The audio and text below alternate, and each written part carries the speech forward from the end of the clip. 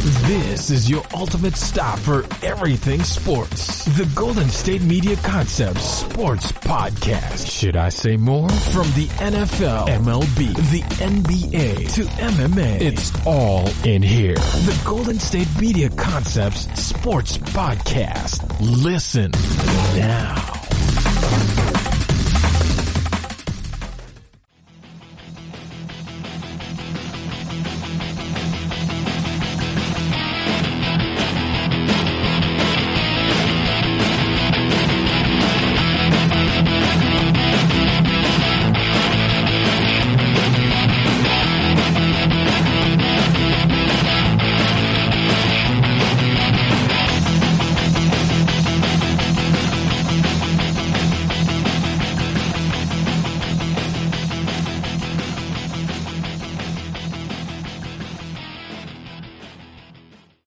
Hello, and welcome back to the GSMC Sports Podcast, brought to you by the GSMC Podcast Network. I am your host, Alex Masford. Thank you so much for tuning in to today's episode. Before I start talking anything sports, I want to remind you guys to subscribe to the podcast so you always get those alerts on your phone, on your computer, however you may be listening, and you never miss an episode when we release a new one. Also, make sure to leave us a 5-star review as well on whatever podcasting app or website you're listening to this on. We would really appreciate that as well. And make sure to follow us on all social media platforms, Twitter, Facebook, Instagram, whatever you have social media-wise. We are on those platforms as well, and we would love to interact with you guys on there as well. So that would be really great. Again, if you could follow us on Twitter, Facebook, and Instagram so we can interact with you all there. We have a fantastic show for you guys today. Now, a little bit later on in the episode, I'm going to be talking about Lamar Jackson and how good could he actually be in the NFL, or have we already seen Lamar Jackson at his peak? I'll get into that on how good I think Lamar Jackson can be and make a comparison to him of another really good player in the NBA. So I'll be making that comparison. And then a little bit later on in the show, I'm going to be talking about some basketball on a player who I believe really needs to prove himself and why he's also one of the biggest talents of all time as well. So we'll get into him later on in the episode. And stick around for the end of it. I'm going to give you my top 10 NFL tight ends. I've been doing this recently. Before training camp starts, I want to give you a top 10 at each major position group in the NFL. And today's episode is tight ends. So you don't want to miss that. Make sure you stick around for the end of the episode for, again, top 10 NFL tight ends. But we're going to start off with the Tampa Bay Buccaneers. I did something last episode that I had a lot of fun doing, and I think you guys might have enjoyed, which was going game by game on the Dallas Cowboys, is what I did last episode. I went game by game on the Dallas Cowboys and how I think they could do potentially, and I wanted to break down each individual matchup so you guys could really get a sense of why I had them going, I believe, 9-7, like I mentioned in my last episode.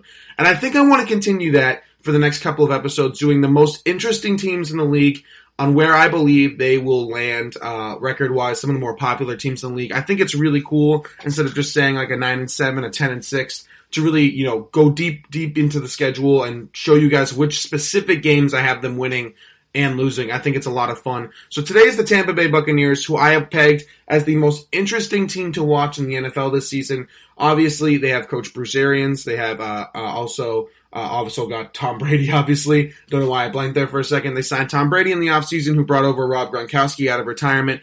They already have one of the best offensive weapon systems in the entire league. O.J. Howard, Rob Gronkowski, Ronald Jones, the kid from Vanderbilt that they just drafted, Chris Godwin, Mike Evans. A lot of tools and toys for Tom Brady and Bruce Arians to coach and Tom Brady to play with.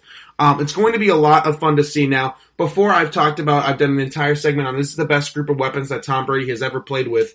I compared it to the year that the New England Patriots went undefeated and Tom Brady threw 50 touchdowns and had his greatest possible season. They went undefeated all the way to the Super Bowl and then unfortunately lost to the New York Giants, if you remember. Now, I didn't want to go that far and say that this group of, cast and crew on the offensive side is as good as that undefeated season Patriots team, but it's really darn close, and you can make the argument that at certain positional groups they are better, such as tight end, and even maybe running back as well. Now, the wide receiving core is up for debate because of how good Wes Welker was and how good, of course, Randy Moss was that season. But again, Mike Evans is going to be that new Randy Moss for Tom Brady. I think he is going to have a really big season. He's going to maybe establish himself as a top 5 receiver in the league. I have made him a top 5 receiver in the league, if you remember when I did my top 10 NFL wide receiver list.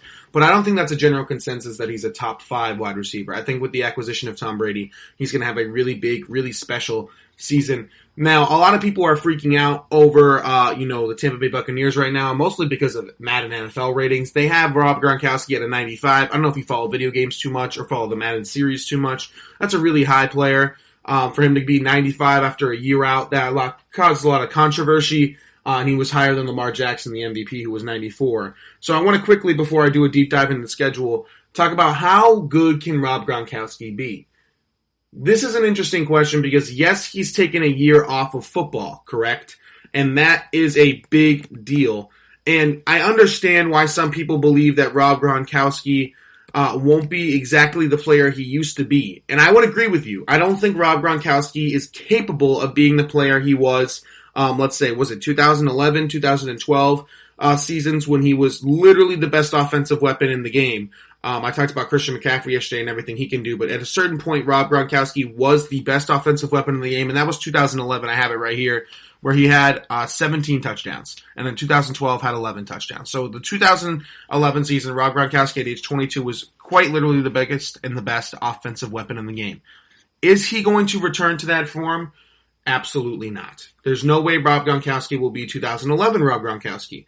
But if you look at more recently, yes, 2018 Rob Gronkowski did not look great. Rob Gronkowski that year only played 13 games, had 682 yards, and 3 touchdowns. Those are actually really good, really productive stats for a tight end. Obviously, we're used to Rob Gronkowski, again, having double-digit touchdowns and being that incredible player. But you have to remember Rob Gronkowski was injured for parts of that season, as he's appeared to be for almost every season of his career, except for maybe the first 2 years of his career. Again, Rob Gronkowski taking a year off, for a lot of people taking a year off, it would mean, oh, you're going to lose a step, you're not going to be as good, it's going to be the worst year of your career. I want to beg to differ with Rob Gronkowski because I think his body needed a year off. Instead of treating his body, instead of treating this year off as like a retirement thing, which is what Rob Gronkowski actually did, I really do believe that Rob Gronkowski taking a year off is more like taking a guy who's taking a year off because of an injury. Obviously, Rob Gronkowski wasn't hurt, but when Rob Gronkowski says that my body has never felt this good since the beginning stages of my career, I honestly believe him because, again, he took this year off to really focus on his body, get 100% healthy, and while he didn't have maybe the idea of playing football in mind, I always think it was part of, I don't think that when he didn't just want to come back when Tom Brady called. I think once there were rumblings that Tom was going to leave, he really was interested in potentially coming back. And I think he missed the game this entire year of being off from the game of football. Again, I don't think that this, 1 year off is something like a lot of players do who come back. They lose a step. They're not as good. They're slower. They're unathletic. Rob Gronkowski is still only 31 years old, and I think this year off we should treat it like a player, who had an injury taking a year off. I think he's still in incredible shape. He'll put on the weight. A lot of people are saying he's too skinny. Don't worry about that. He'll put on the weight. He'll do exactly what Rob Gronkowski needs to do.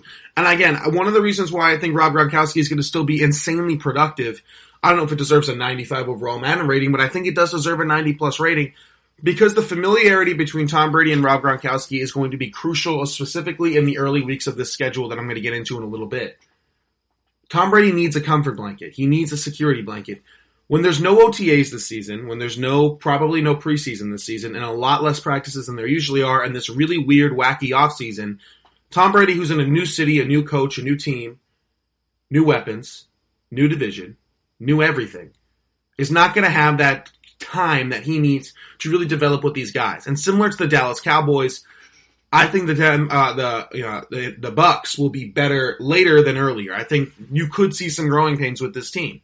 Who is going to help that the most? That's Rob Gronkowski. Because Tom Brady knows how to throw the ball to Rob Gronkowski. Rob Gronkowski knows how to play tight end for Tom Brady. It doesn't seem that easy. Yes, Mike Evans just has to play wide receiver for Tom Brady. No, guys like routes run a certain way. Guys like coming back to the ball more. Some guys like jump balls. Some guys like quick precision throws. How is this offense going to look with Tom Brady? Again, we've seen Tom Brady be dink and dunk, death by 1,000 paper cuts for years and years, but that might be different now. If there's any safety, if there's any comfortability, if there's any familiarity with this situation, it's with Rob Gronkowski, and I think he's a crucial part of this team. Now, again, do I think he's going to be 2011 Gronk, 17 touchdowns, 1.3 thousand yards? Absolutely not. Do I think he could be 2017 Gronk, which was over 1,000 yards and 8 touchdowns?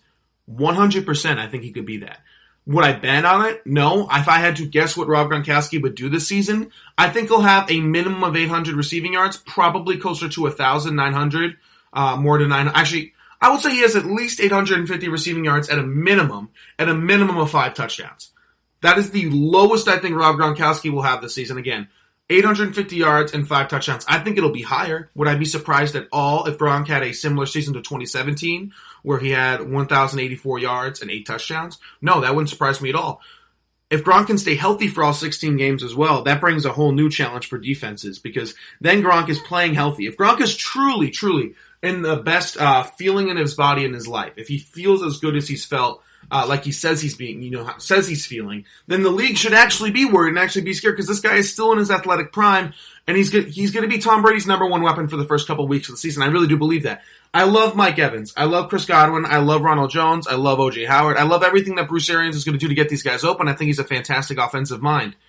But the number one weapon, I can guarantee you week 1 against the Saints, probably week 2, probably week 3, and maybe even week 4 of this season is going to be Rob Gronkowski. He's the one that Tom Brady's going to be looking at the most because, again, there's no comfortability, there's no security blanket, there's no familiarity with these guys just yet. Now, later on in the season, will Gronk be the number one target? No, he could slip all the way to third behind the 2 really good wide receivers that Tampa Bay has.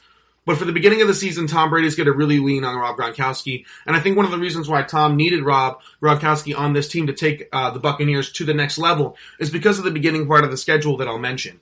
Because the Tampa Bay Buccaneers, if they want to do what they really want to do, if you're going to be a Super Bowl team, there is no real Super Bowl team that starts off slow, gets hot at the end, and then makes it all the way. Only a few exceptions. Tom Brady wants to win this division, and he wants to go to the Super Bowl, which is in Tampa Bay this season, and be the first quarterback ever to play and win the Super Bowl in the hometown city that he plays in. He wants to do that. He doesn't want to start off slow. He doesn't want any growing pains. He doesn't want the growing pains that were happening last year with New England. He wants to go all in and win right away. So again, it is very, very, very, very, very, very important for Rob Gronkowski to be on this team for the familiarity at the early part of the schedule. So let's get into that schedule. Week 1, the Tampa Bay Buccaneers play the New Orleans Saints at home, I think on Sunday Night Football maybe? I'm not entirely positive. We get Brady Breeze 1. I mean, they've played before, but, in the new scenario. It's going to be really interesting to see this game. A lot of people have said the Buccaneers. A lot of people have also said the Saints.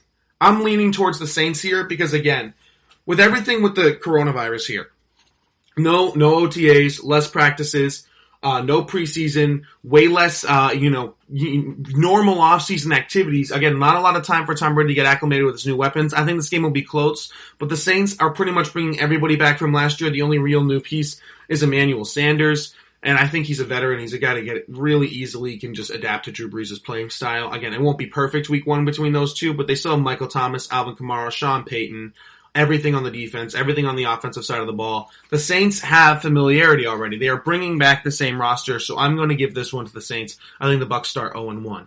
Now is the home opener for the Bucs week 2 against the Carolina Panthers. Now, this is not going to be a blowout. This isn't going to be a blowout. Again, the Tampa Bay Buccaneers are going to go through some growing pains. They're going to go through some early struggles because of just trying to get some adaptability, just some comfortability with this relationship between the quarterback and the receiver. And the Panthers have a real offense, don't joke. Matt Rule is a really good head coach in college. All he did was rebuild struggling college football programs at the time and turn them into something. He did it with Temple. He did it with Baylor. I think he's going to do it again with Carolina eventually. Obviously not this first year. He's not going to make the playoffs or anything like that. They drafted, I think, 7 defensive players, all defense in the draft. So the defense is going to be young. It's going to be athletic. And I think they are going to make some plays. They're not going to be the best defense in the world, but they will make some plays. And then on the offensive side of the ball, with Joe Brady as the offensive coordinator, who's one of the brightest young minds offensively in the entire game of football, college and pro, with all of these weapons, right? Christian McCaffrey, who is the best offensive weapon in the game, Robbie Anderson, DJ Moore, Curtis Samuel, and then Teddy Bridgewater, who I don't love, but he is a really good distributor of the football. He's not going to turn the ball over. He's going to find the open guy and he's going to hit him. He's just not going to make those big plays downfield. But he will get the ball in the right spot for the most part, specifically to Christian McCaffrey. The Panthers are going to have a real offense. They're going to put a lot of points on the board.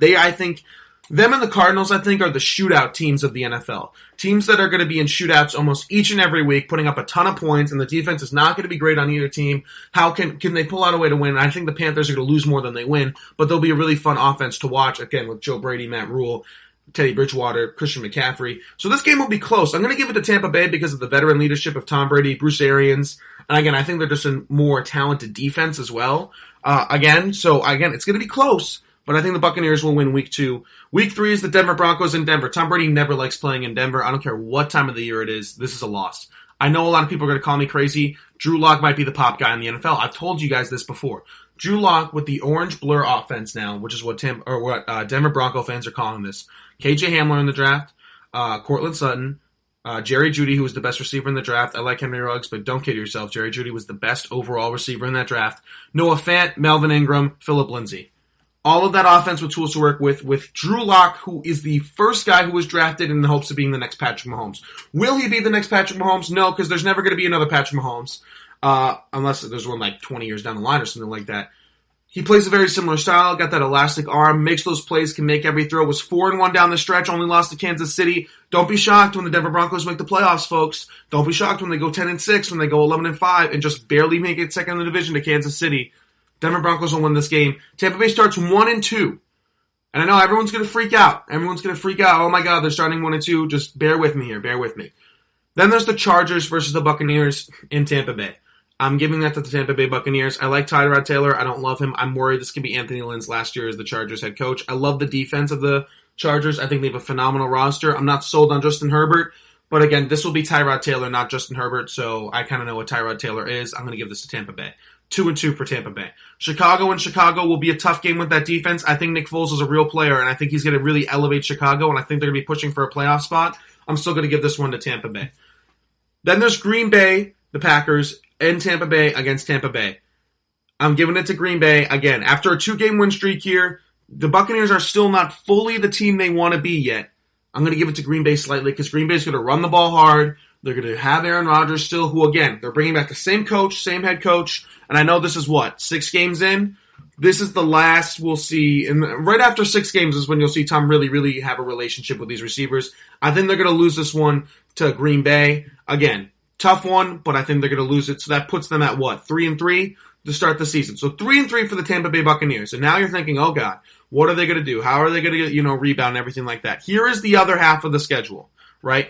It's through 6 games, they're 3-3, and then here's the rest of the schedule. I really do believe that this is when Tom Brady, Tampa Bay turns it on, when they really reach their full potential. Against the Raiders, they're going to win. Against the Giants, they're going to win. Against the Saints this time in Tampa Bay, I think they're going to win. And against the Panthers, I think they're going to win. Against the Rams, I think they're going to win. So that's a 5-game winning streak in the middle part of the season after starting 3-3, which makes them 8-3. So they will go from a 3-3 team to all of a sudden everything will start clicking with them because again, the relationship will be there eventually and everything's going to be more comfortable. Tom Brady's going to really know who gets open, how to throw the ball to who, and Bruce Arians is really going to develop a game plan that works for everybody's style and they will have finally figured out, I think by then, which type of team they're going to be. Are they going to be air raid with Tom Brady or more death by 1,000 paper cuts or a blend of both?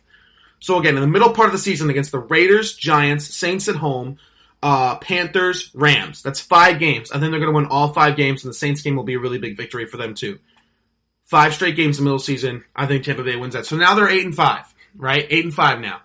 Then there's the Chiefs in Tampa Bay. They're not going to win that game because the Chiefs are just too good, but it'll be a really fun, really entertaining game, but they will snap their 5-game win streak there. So they are what now? 8-4. Still a really good football team. Then if you look at the last 4 games of Tampa Bay's schedule, they are all easy games. Ready? The hardest one out of the last 4 games of the season is Kirk Cousins and the Vikings, who just lost Stephon Diggs, and who knows what the hell Dalvin Cook's going to do if he doesn't get his contract. So against the Vikings, Falcons, Lions, Buccaneers, they will at least win 3 of those games. I think they'll go 3-4. I'm not going to guarantee that they go 4-4 down the stretch. That would mean that they would win 9 of their last 10, which is kind of unrealistic when it comes to the NFL. So I'm going to say they drop 1. Let's say they drop the last week of the season because they're resting guys. Let's just say that. That puts them at 11-5.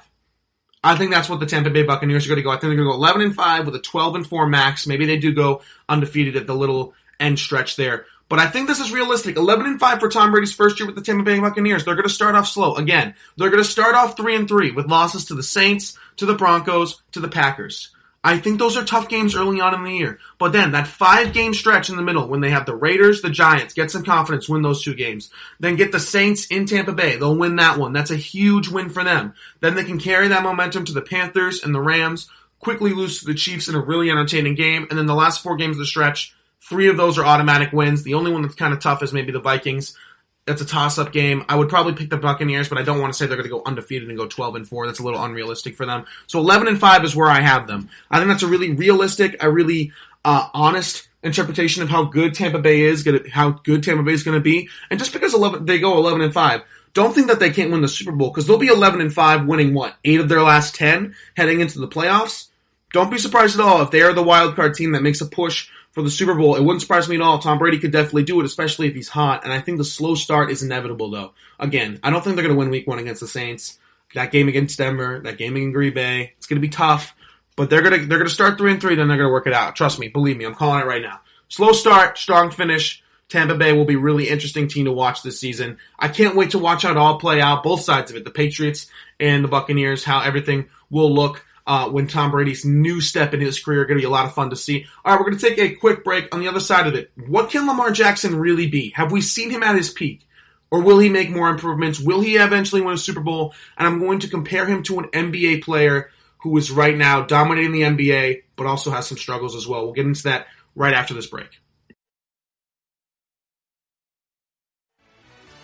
Are you looking for the very best NFL and college football podcast? Then check out the GSMC Football Podcast. Get the latest football news both on and off the field. From the NFL Draft to trades to the rumor mill to the NFL Combines. They got you covered. That's GSMCpodcast.com/football-podcast. Get updates on college rivalries, game day insights, and much, much more. It's football talk the way you want it. This show eats, sleeps, and breathes football. Don't forget to like them on Facebook and follow them on Twitter. Visit GSMCpodcast.com for more info.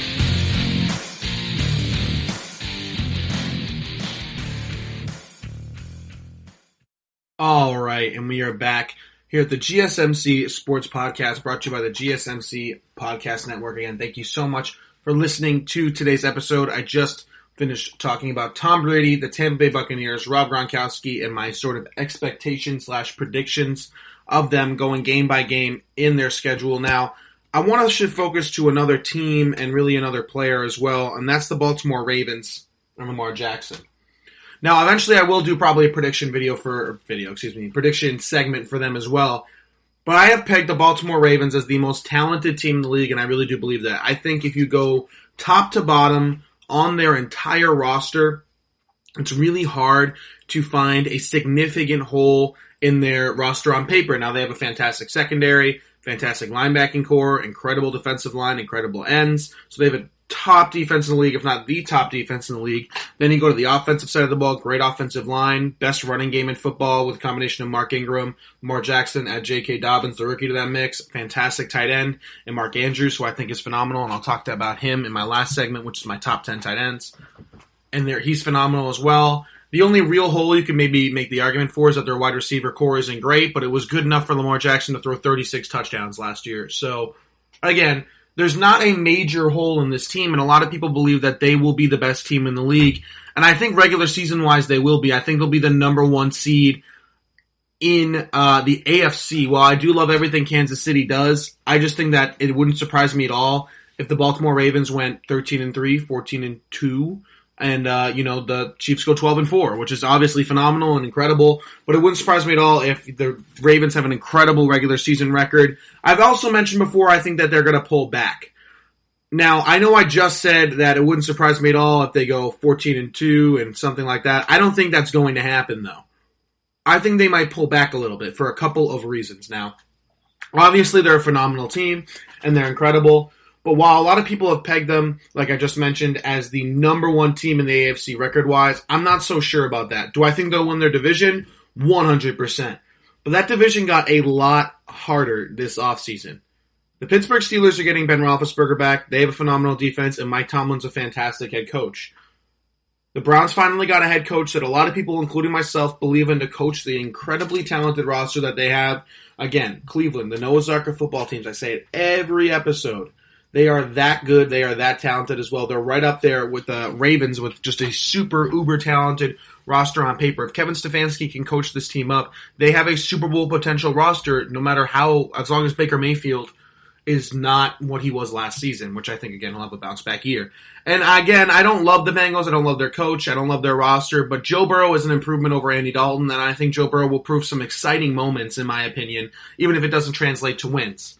So when you look at the Ravens, while their roster is incredible and they got better, it still all hinges on one factor, one man, and that's Lamar Jackson. Is he going to get better? Now, you might be thinking to yourself, well, does he need to get better? Oh my, he won the MVP, he's incredible, everything about him is phenomenal, and everything like that. But when you really, really look at it, he could improve. He should improve as well, because again, one of the reasons why he hasn't had major playoff success yet is because of his skill restrictions as a passer. Now, don't get me wrong, Lamar Jackson is incredible. He's an incredible specimen. He's an incredible athlete, and he's one of my favorite players to watch in the league. He is a top quarterback, in my opinion, in the entire league as well. He's already there.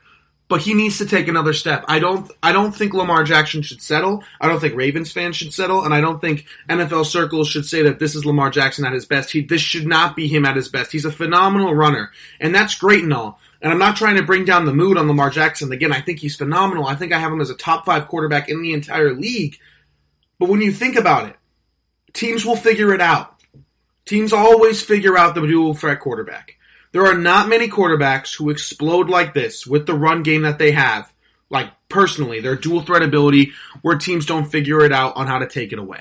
We saw it with Robert Griffin III, who obviously also had injuries. We really kind of saw it with Michael Vick. We saw it with Cam Newton also now. We've seen it with a lot of guys who are phenomenal runners, phenomenal athletes. Eventually coaches get tape. Eventually defensive coordinators figure out how to stop you. And they almost already had for Lamar Jackson.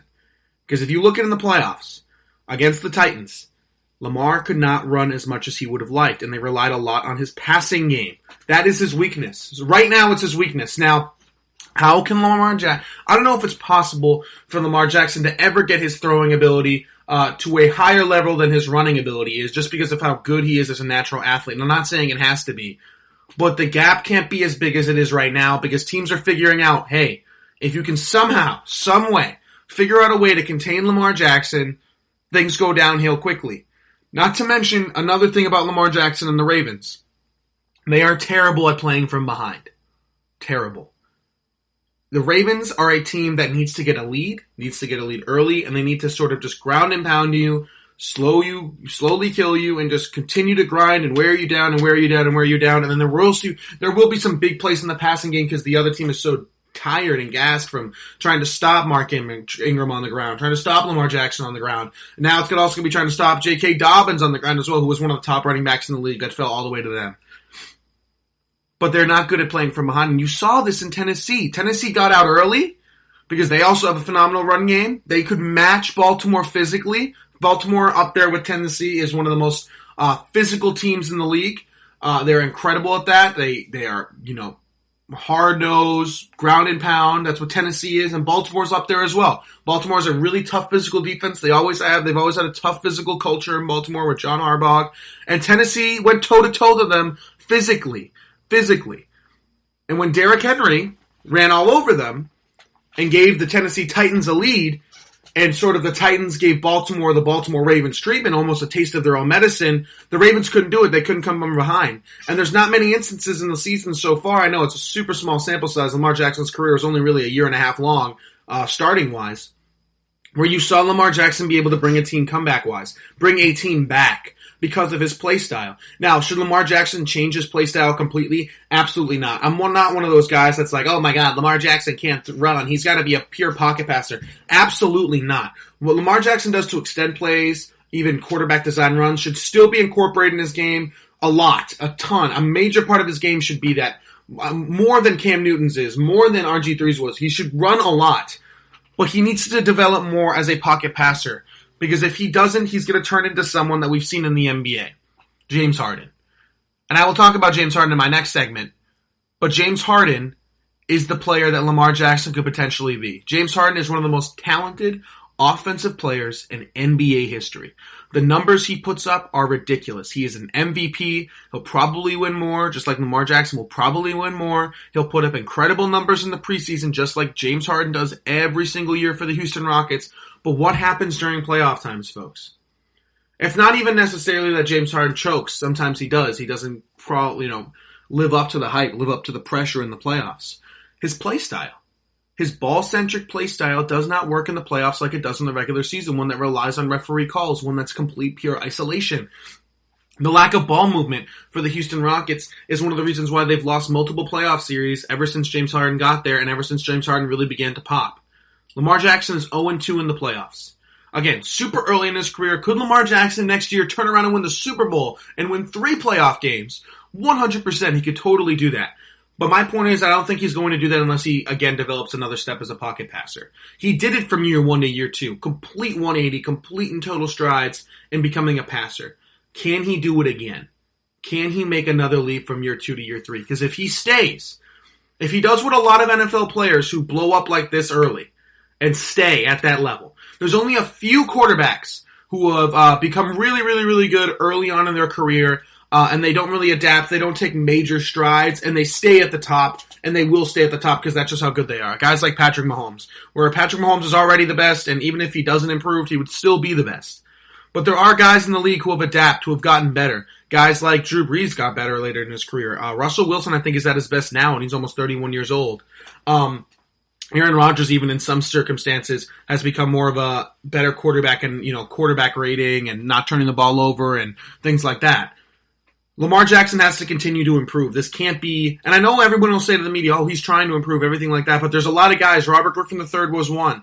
Cam Newton was almost kind of one at the end of 2015 where they didn't take another step to get to that Super Bowl winning level, to get that consistent deep playoff run level. Instead, they're guys who have a fantastic year, then fall off, then come back, and they're inconsistent, and it depends on if the defensive coordinator actually knows what he's doing and can figure him out. That's what happened with RG3 and Cam Newton. Lamar Jackson's got to be different. Lamar Jackson's got to be like Russell Wilson. He's got to be like Drew Brees. He's got to be even like Tom Brady. Keep progressing. Keep getting better. And not just even 1% better, a lot better, specifically in the pocket passing game. I like Lamar Jackson as a thrower, but if you watch his passing highlights, he doesn't throw with a lot of zip on the ball. Now, this isn't a problem. Not a lot of quarterbacks throw with a lot of zip. Tom Brady, for example, doesn't have, the whipping ability of, let's say, Patrick Mahomes does. Aaron Rodgers throws the ball really fast as well. Cam Newton even too. But he knows how to throw with touch and knows when he's going to have to drill it in. I need Lamar Jackson to be able to throw more with touch and drill. He throws one speed, if this makes sense. He throws one speed the entire time, which is fine. Again, quarterbacks have gotten by like that, and he obviously gets by like that with also a combination of his run game. I need Lamar Jackson to be able to throw at different sort of ball speeds and be able to throw on, different types of plays. Because right now what the Ravens do, essentially, every single game, is they try to get a lead early through the run game, keep tiring you out, and eventually somebody like, Hollywood Brown, somebody will get over the middle, and Lamar Jackson will, throw a deep bomb in. Those would be a big play on offense. That's not going to fly anymore. Teams are going to know now, with an entire offseason of film, entire season of film of how you play. They're going to figure out now, okay, they're going to try to tire us out. How can we contain Lamar Jackson? How can we defend the run differently? How can we shoot the A-gap better? How can we set the edge better? How should we play QB spy? Everything like that. They will figure it out when there will be games, multiple games. Not just the 1 or 2 or 3 if you include the playoff game where Lamar Jackson couldn't run because the defense figured him out, right? It'll be more. It'll be like, 6 or 7 games. 6 or 7 teams will figure it out. We'll figure out, okay, we got to stop them this way. We know what we're doing now. And it's a copycat league, don't forget. People will watch tape of the Tennessee Titans game. Oh, how did Mike Vrabel and the Tennessee's defense do that? How did teams in their own division, the Browns will look at it, the Bengals will look at it, the Steelers will definitely look at it. All of these teams will look around and say, how did the Titans stop Lamar Jackson? How can we replicate that? Teams with more talent on the defensive end as well than Tennessee. Teams like Pittsburgh, teams like Cleveland, other teams as well. They will figure out how to stop Lamar Jackson at some level on the run from the run game standpoint. Can Lamar Jackson, can the Baltimore Ravens go all in, and be like, you took away the run game? That's fine. We have one of the best passers in the league in Lamar Jackson. That's what they need in order to be a Super Bowl winning team. Winning team. This team has the talent and the potential, in all honesty, to be a dynasty. Seriously. Them and the Kansas City Chiefs are the only two teams that have the talent to become NFL dynasties because of how good their quarterbacks and how good their rosters are. Patrick Mahomes is already at the level where you could argue that they're going to be a dynasty, right? The Ravens seem one step away, right? It's Lamar Jackson. Can he progress as a passer? I need people to start saying, I need the national media, I need myself, I need other teams to be like, okay, we can't just take away the run game from Lamar Jackson because he's also one of the best pure passers in the league. That's what we need. And Lamar Jackson has an insane work ethic, an incredible personality, and he's an incredible leader, and he's an incredible kid. And again, he's done this before. Everyone was saying all of his work ethic, everything like that. Lamar Jackson just had his prove it year, right? Everyone said, oh, you should be a running back. Oh, you should be a receiver. You can't play the quarterback position. This year, Lamar Jackson said, no, I can do it. Great. Show me more. We need more than that. We can't get bounced in the first or second round by the Tennessee Titans anymore. We got to go to the AFC Championship. We got to go see Mahomes in Kansas City, or bring Mahomes here to Baltimore. And then we got to go to the Super Bowl. We got to win the Super Bowl because of you, Lamar, because of your passing ability as well as your running ability. Not just because you ran for 150 yards, because that won't happen once you play good teams. That won't happen in the playoffs. That won't happen in certain points of the regular season. You got to be able to step up, and you got to be able to make the plays with your arm consistently at the highest level on the biggest stage. And I don't think, like some argument that people make with James Harden is that he cracks under pressure.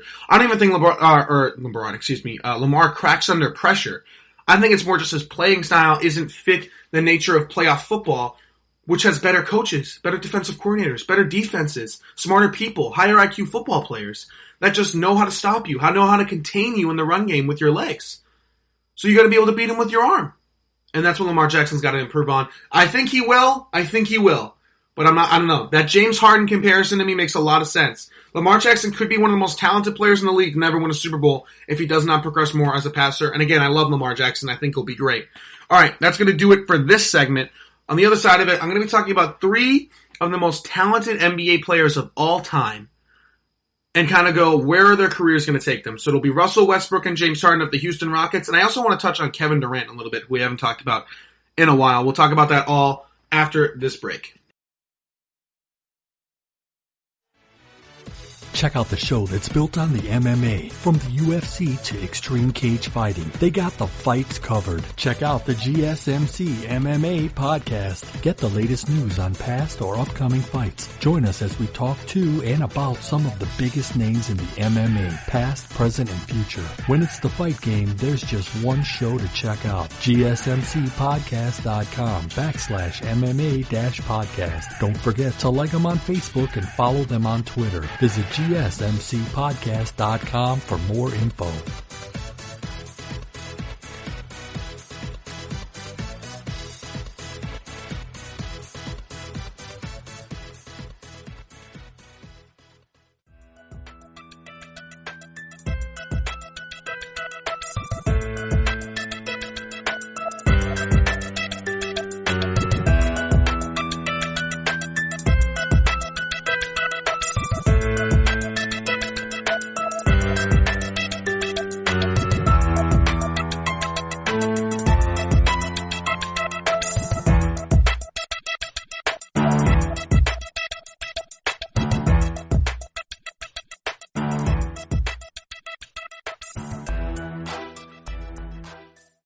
All right, and we are back here at the GSMC Sports Podcast, brought to you by the GSMC Podcast Network. Again, thank you so much for listening through today's episode. I just finished talking about Tom Brady, the Tampa Bay Buccaneers, and how good they could potentially be in that new system, as well as I finished talking about Lamar Jackson and how I believed they are going to do and how Lamar Jackson could maybe even improve more as a passer following up his MVP season. And I made the comparison to him and James Harden. I want to switch gears to James Harden. On Twitter, people were talking about who are the most talented players of all time. Not championships, not best players of all time, just talented players of all time. And 3 players came up the most, and they all stem from the same tree in Oklahoma City. And they said Russell Westbrook, James Harden, Kevin Durant were 3 of the most talented players of all time. And it still blows my mind to this day how that team did not win a championship. Yes, I understand how good the Miami Heat were with LeBron James and everything like that. But even though they had all this talent, looking back on it, who had the more talent on that team overall is a really interesting question. I would still give the slight edge to the Heat, but it was still really interesting to see how good young Kevin Durant, Russell Westbrook, and James Harden, before he really became the James Harden we knew today, was. And it's really interesting to think about how, James Harden was obviously traded to the Rockets because they couldn't get an extension done, couldn't get a deal done. And obviously James Harden goes to an analytical-based system in Houston that pretty much enables him to do his exact play style that he wants. And it's interesting to see how all of these talented players, these super, super talented players, James Harden doesn't have a ring, Russell Westbrook doesn't have a ring. And I want to focus on them for a minute. This season is going to be make or break for James Harden and the Houston Rockets and Russell Westbrook's pretty much legacy. This is the best chance I think they have at a championship for a long time. In a weird year, coronavirus is happening. They are in the bubble.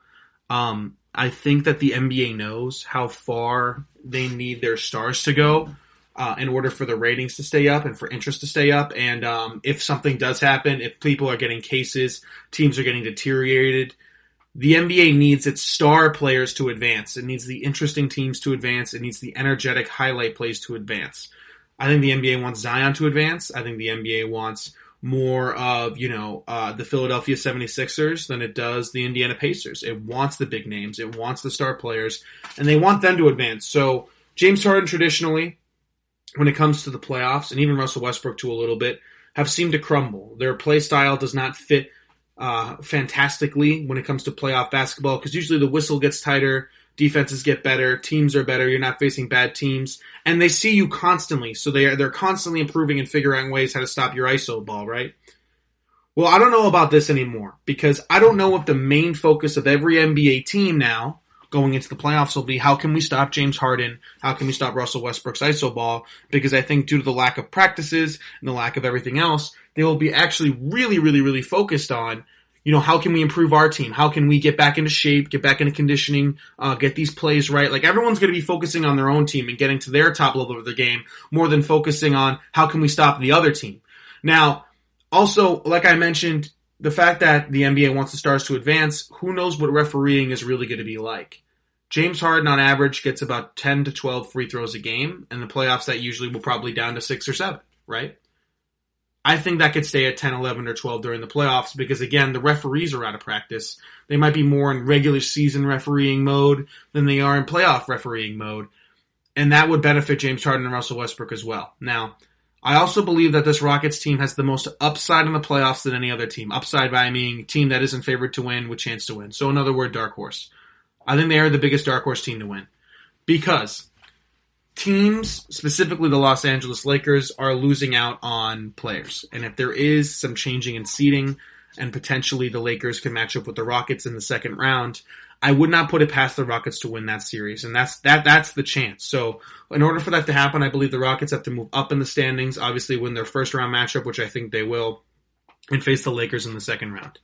Even if the Houston Rockets get to the conference finals in the West, I think that will be enough of a boost to a legacy of Russell Westbrook and James Harden, because that will have proved, okay, they work in the playoffs. They're winning games. They just went up against a super talented Clippers team. That's all, right? So you can really make that argument that, okay, all they got to do is get to a conference finals in order to prove that, hey, we don't crumble in the playoffs. We won 2 big series against 2 really good teams in a crazy year, and we took the Clippers to 5 or 6 games. That would be enough of an accomplishment for the Houston Rockets, where I think people would say, okay, they don't choke, they don't crumble into the playoffs. Russell Westbrook and James Harden, that is. Now, if they can get to a second round playoff matchup against the Lakers, I would not necessarily bet on the Rockets winning because I believe in LeBron James and Anthony Davis. But who is guarding James Harden on the Los Angeles Lakers right now? Think about it. J.R. Smith, Dion Waiters, Quinn Cook. Okay, so those are the 3 main guards that they use.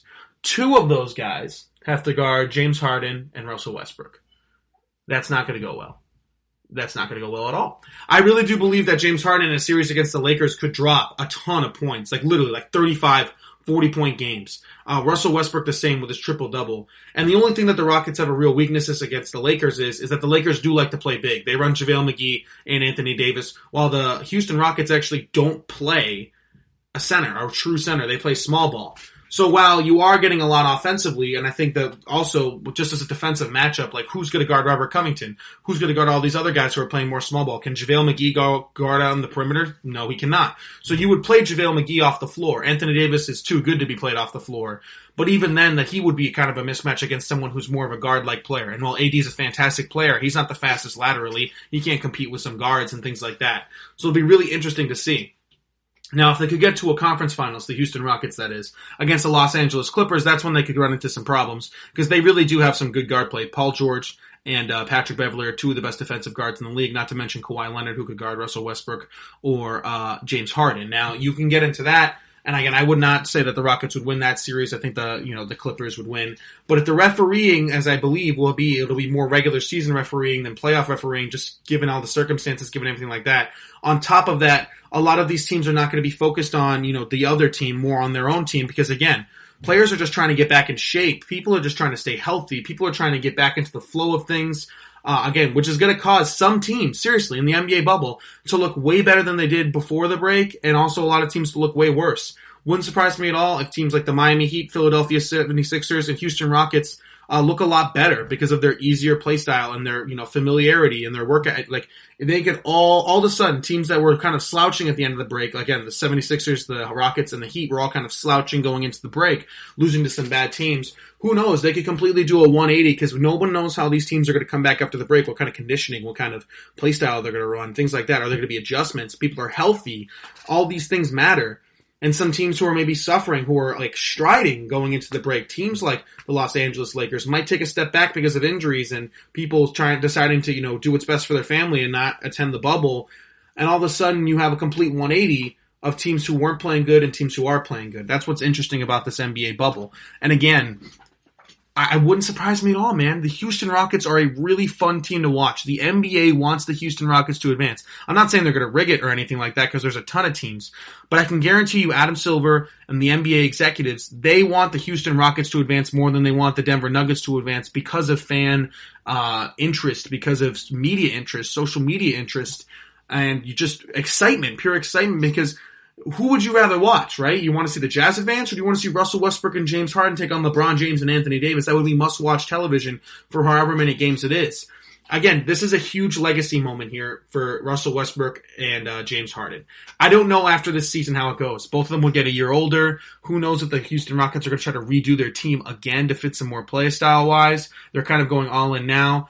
On top of all that, the Lakers are going to totally revamp their team next year. I can tell you this right now. LeBron James is going to dump everybody out and bring a ton of people in. It's going to be a whole new team for them besides LeBron and AD. And the Clippers are obviously going to continue to be good as well. So in a weird year, with these lackluster guard play from teams like the Lakers and some other teams, and again, people not really focusing how to stop James Harden more and just focusing on themselves, you could seriously see a dark horse team like the Houston Rockets really make a run and beat a team like the Lakers in the second round. Now, I want to switch gears real quick to the other player that people were talking about as the most talented ever, and that's Kevin Durant.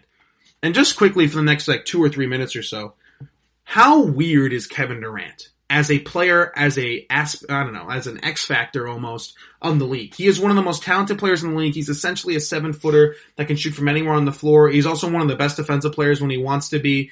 And he's just really maybe the most unguardable player of all time. I saw that a lot on Twitter, and I almost agree with it. The most unguardable player of all time. He leaves Golden State for Brooklyn. And Brooklyn right now looks like a mess. They have fired their coach. Kyrie's off doing his thing right now. Who knows what that is? Spencer Dinwiddie is really good, but he might be on the trading block. People are sitting out of the bubble, and they might even fall in the standings. Wouldn't surprise me if they fall to 8 and go behind the Magic. Who knows what the Brooklyn Nets are really going to look like. And sure, everyone's just kind of holding out hope of, we got Kyrie and KD next season. What is that going to look like? How is Kevin Durant going to look after the Achilles injury? But Kevin Durant, I still don't understand the decision that he made to leave Golden State. I get that you wanted your own team again, because let's be real here. In Oklahoma City, a lot of people say it's been Russell Westbrook's team, but if you really think about it, I think it really was Kevin Durant's team while he was there. I do think Kevin Durant was above Russell Westbrook. Russell Westbrook was very energetic and everything, but everybody knew Kevin Durant was the best player, and I think he was the fan favorite. When he went to Golden State, he was joining Steph Curry's team. It stayed Steph Curry's team, no doubt about it in my mind. Kind of like when LeBron went to the Heat, I still think, as Heat fans would say, that it was still Dwayne Wade's team. It never became LeBron's team. Maybe on the court, it became LeBron's team, but Dwayne Wade was the leader, Dwayne Wade was the face. But when LeBron was in Cleveland, it was LeBron's team. And when LeBron is in Los Angeles right now, it's also his team as well. But in the Heat, it wasn't. It was more Dwayne Wade's team. I think when Kevin Durant went to Golden State, it was still Steph Curry's team. And I think it bothered him at the end.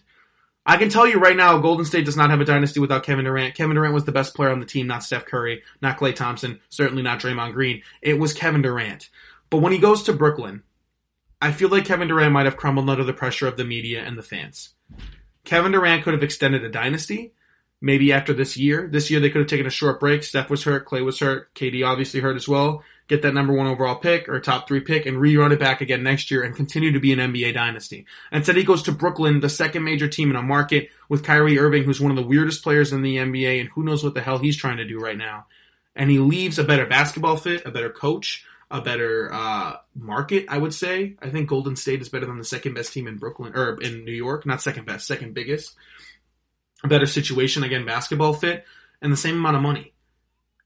And all because he kind of let the media and everybody get to him saying, this isn't your team, you need to have your own team. Why? Why? Kevin Durant could have retired as a 5-time, maybe even 6-time NBA champion and one of the most unguardable players of all time.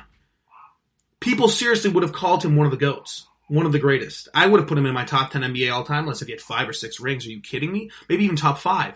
As an unguardable player, I don't see him winning that in Brooklyn. I just don't. I don't see it with Kyrie Irving, so I don't really understand that decision.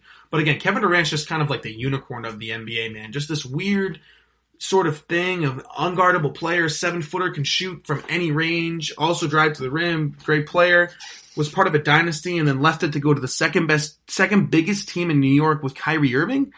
Just doesn't make a lot of sense. All right, we're going to take one last break. On the other side of it, top 10 NFL tight ends. You're going to love this right after this break. Are you looking for help for your fantasy football team? Check out the GSMC Fantasy Football Podcast. Get today's best advice on who to start, who to sit, even who you should draft. From sleeper picks to red-hot lineups, they got it all covered for you. That's gsmcpodcast.com/fantasy-football-podcast. We'll cover traditional leagues, dynasty, PPR, even IDP leagues. When you need fantasy help, there's just one show to hit up. Don't forget to like them on Facebook and follow them on Twitter. Visit gsmcpodcast.com for more info.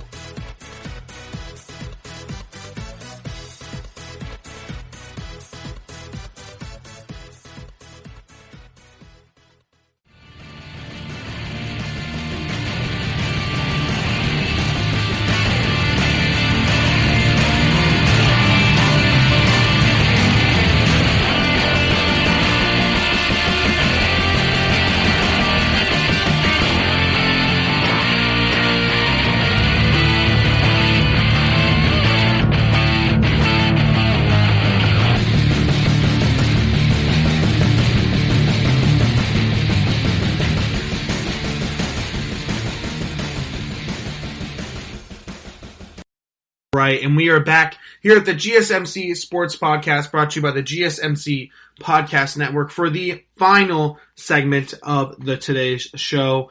It's going to be an interesting one. We have the top 10 NFL tight ends in the National Football League. Here we go. Number 10, I have a 3-way tie. But before I start, actually, hold on, I forgot to mention this. I saw an interesting stat. Actually, when the season goes along, tight ends are actually more valuable than wide receivers, even though wide receivers make way more money. As the season goes on, you know, when winter gets colder, defenses get better. Tight ends are actually more valued according to Pro Football Focus.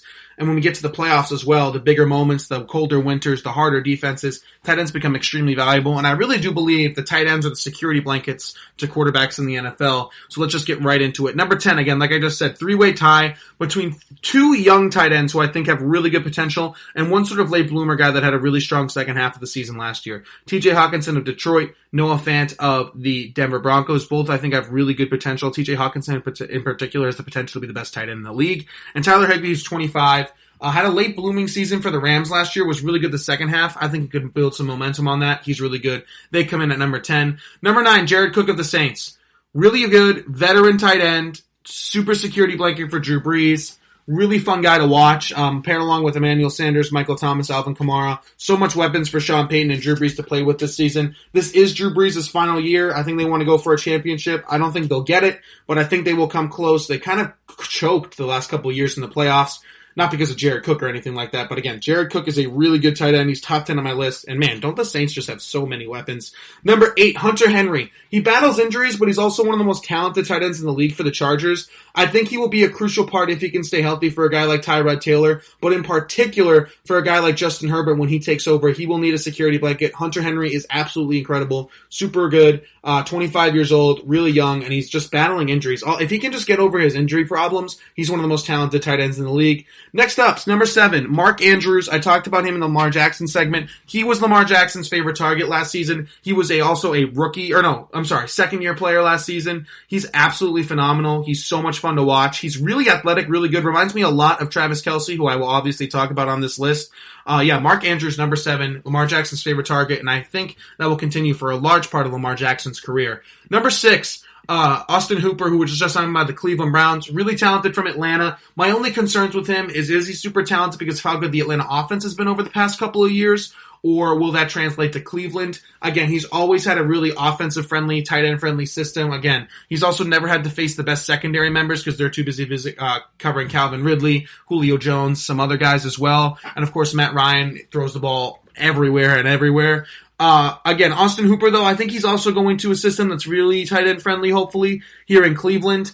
Again, it'll be fun to see how much targets will he get, though, in comparison to Jarvis Landry, Odell Beckham Jr. Nick Chubb needs to carry the rock as well. Kareem Hunt in the passing game. Where will David Njoku go? So again, there's a lot of questions surrounding Cleveland. Austin Hooper is one of those questions. Will he be able to translate his production in Atlanta? Again, a tight end friendly system to Cleveland, which has some other guys who need to get those targets as well. How will Baker Mayfield distribute the ball? Austin Hooper, though, is super good, and if he can translate that production to Cleveland, I think he's a top 6 tight end in the NFL. He's number 6 for me. Number 5, Darren Waller, late bloomer, converted from a wide receiver to a tight end, I believe. He was a lot of fun to watch on Hard Knocks, if you remember, for the then Oakland Raiders, now Las Vegas Raiders.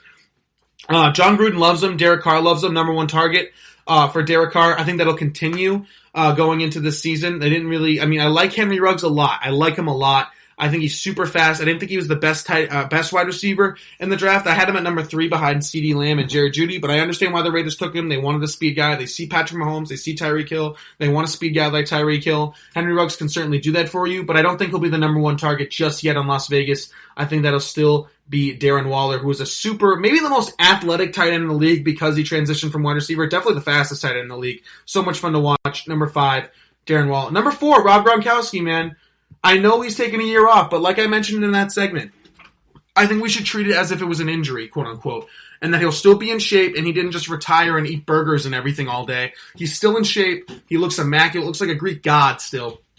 He's still going to be super athletic. And again, if his body feels as good as he is saying, Rob Gronkowski is still a top 5 tight end in the league for me. He's just super consistent hands, not the most athletic necessarily, as in speed-wise, but he is an athletic person, obviously. He's also up there because of his blocking skills. He's like an extra tackle out there when they want to use him. That'll be huge for Tom Brady and the Tampa Bay Buccaneers. Rob Gronkowski coming in at number 4. Number 3, Zach Ertz for the Philadelphia Eagles. Number 1 target for Carson Wentz. That'll continue. It's been that way almost his entire career. I love Zach Ertz. I think he's the most underrated tight end in the league. Not enough people talk about him. He is one of the best. Again, Philly has 2 good tight ends, Dallas Goedert and Zach Ertz. Dallas Goedert would have been an honorable mention if I did those. But again, Zach Ertz coming at number 3. He's a phenomenal player. Number 3 on the top tight ends list for me. Number 2, Travis Kelce. Really good player.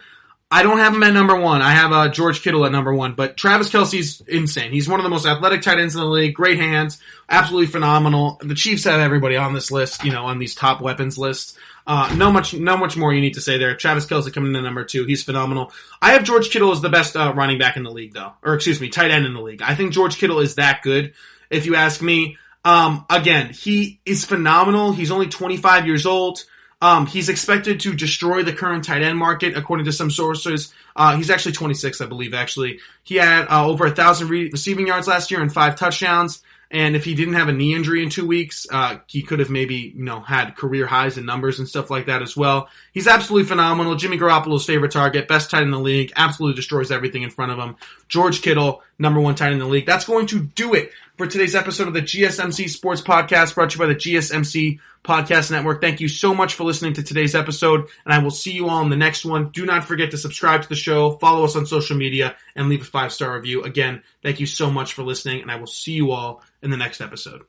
You've been listening to the Golden State Media Concepts Sports Podcast, part of the Golden State Media Concepts Podcast Network. You can find this show and others like it at www.gsmcpodcast.com. Download our podcast on iTunes, Stitcher, SoundCloud, and Google Play. Just type in GSMC to find all the shows from the Golden State Media Concepts Podcast Network, from movies to music, from sports to entertainment, and even weird news. You can also follow us on Twitter and on Facebook. Thank you, and we hope you have enjoyed today's program.